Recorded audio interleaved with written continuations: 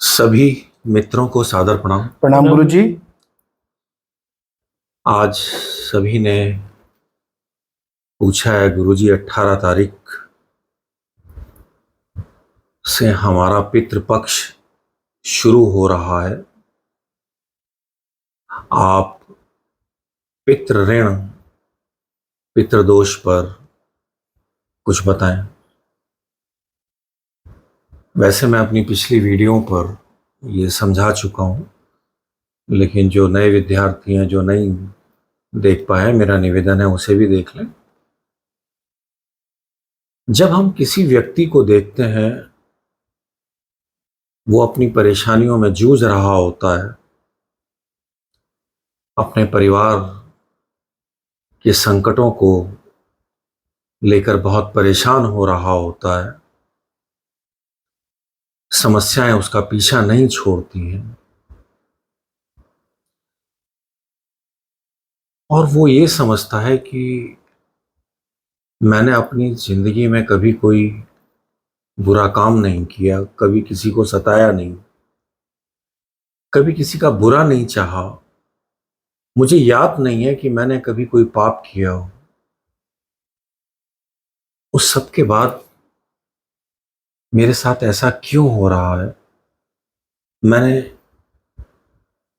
पूर्व जन्म में ऐसे कौन से बुरे काम किए हैं जो ये सब मैं झेल रहा हूं, मेरा परिवार झेल रहा है। परिवार से बीमारियां जाने का नाम नहीं ले रही हैं।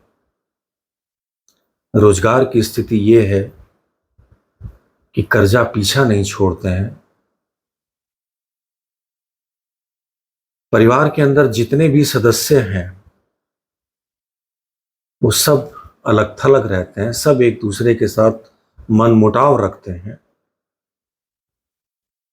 बच्चों की उम्र शादी की हो गई है, लेकिन उनकी शादी नहीं हो पा रही है। एक तरह से देखा जाए तो चारों तरफ से परिवार मुसीबतों से जूझ रहा है। आखिर मैंने क्या किया? जब कोई व्यक्ति इतना असहाय होकर आपके पास आता है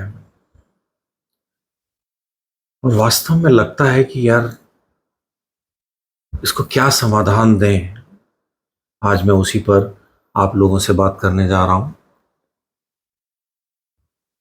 देखो, हमारे जीवन के अंदर पूर्व जन्मों के कर्मों का जो फल है वो हमारे इस जन्म में कुछ ऋणों के रूप में हमें मिलता है। जो भी हमने पूर्व जन्म में दुष्कर्म किए हैं, हमारे यहाँ एक प्रावधान है कि हम केवल पितृदोष और पितृ ऋण को बोलकर कुछ निवारण करवा देते हैं, जो सबके ऋणों का निवारण नहीं हो सकता। मैं आज कुछ ऋणों पर आपका ध्यान देना चाहता हूं। इसमें पहला ऋण होता है पितृ ऋण। इसमें दूसरा ऋण होता है मातृ ऋण। तीसरा ऋण होता है स्व ऋण, जो आपकी अपनी गलती से आपको मिला है। और फिर इसमें एक और ऋण होता है जिसको बोलते हैं भाई और मित्रों का ऋण।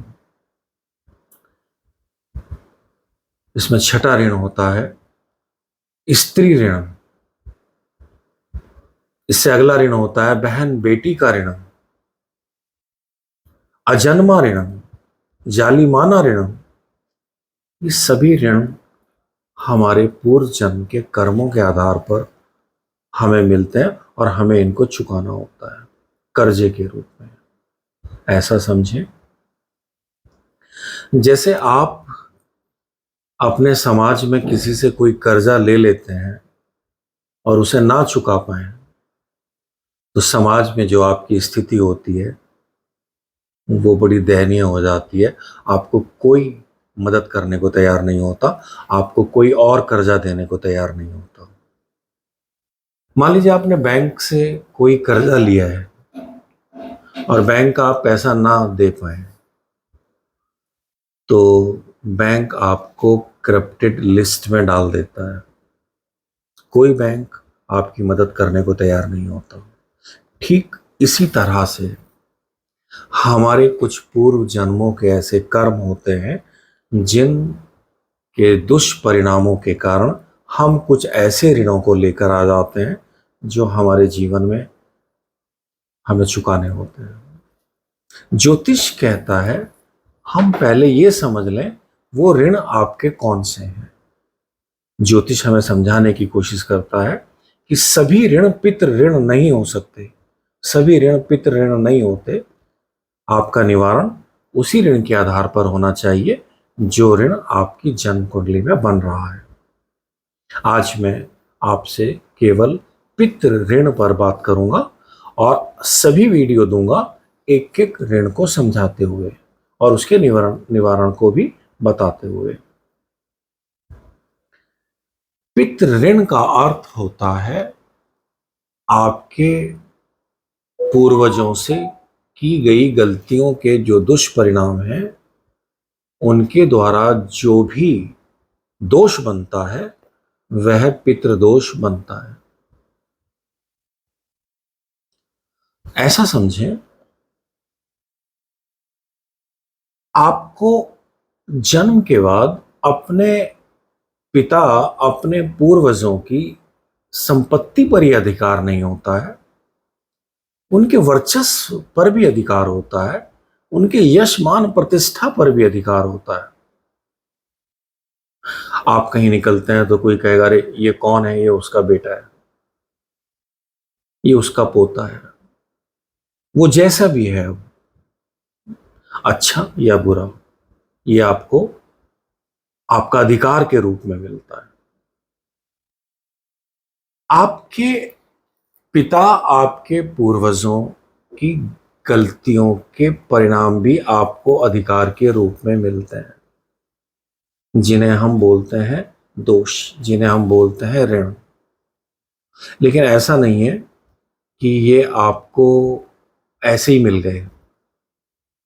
पूर्व जन्म में आपने जो बुरे कर्म किए थे उसके आधार पर आपने इन पूर्वजों को, इस पिता को अपने जन्म के लिए चुना, क्योंकि आपको ये कर्जा चुकाना है। ये कर्जा क्या है? एक तरह से देखा जाए तो जब आप अपने गुरुजनों का अनादर करते हैं, जब आप किसी भी कारण से अपने पिता का अनादर करते हैं, अपने पूर्वजों का अनादर करते हैं, उनकी परंपराओं का अनादर करते हैं। कुछ लोग इतने समझदार होते हैं कि उनमें एक व्यक्ति इतना समझदार होता है जो कहता है कि ये सब आप क्या करते हैं। मान लीजिए आप के परिवार में किसी गुरु को पूजा जाता है, उसको माना जाता है, सब लोग उसको सम्मान देते हैं, लेकिन वो समझदार व्यक्ति आपको समझाता है कि देखिए उसी बातों में कहाँ पड़ रहे हैं आप ये ढकोसलेबाजी को बंद करो। उसी वक्त से आपकी जिंदगी में पितृ ऋण शामिल हो जाता है, और जब पितृ ऋण शामिल होता है तो आपके जीवन के अंदर आपका परिवार, आपकी संतान, आपकी आने वाली पीढ़ियां वो सारे कष्ट झेलती हैं जिस पर मैंने बात की है। कहने का अर्थ है हमारे जीवन के अंदर